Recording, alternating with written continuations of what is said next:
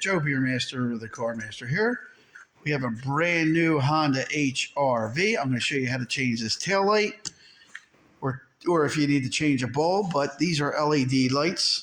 They don't have bulbs in it, so you're going to have to change the assembly. I'm going to show you how to do it. First thing you want to do is pop the lid, and then you have there's screws behind this panel here.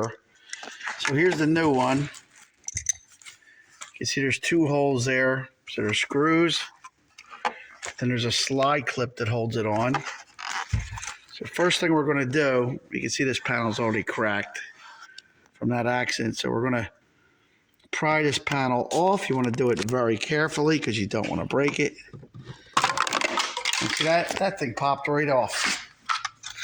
That was a piece of cake. All right. So you get in here. It looks like you have, it's either 7 or 8 millimeter or a Phillips head, whatever you want to use. All right. So it is an 8 millimeter. We're going to take them two out. And once we get them out, we're going to try to wiggle it, see if it comes through, because that side clip's over there holds it in there pretty good. And you also, I'm doing this with one hand, you want to make sure you don't lose these screws. All that are pretty common in the auto body industry, not maybe if you're just a regular person, because these are like threaded, regular threads, machine threads on that. So now I got it out, I'm just going to wiggle it. This one's coming out real easy. It's a little unusual. Doing this with one hand. See that side clip there? And we're going to pull it straight out and the wire's connected. So that little slide there goes on that clip. In this case, you can see there's no bulbs. So we're going to disconnect this socket.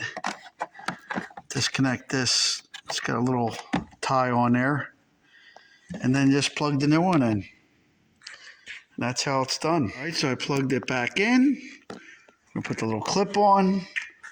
And the key here is to make sure that little slide clip goes, little slide goes over that clip.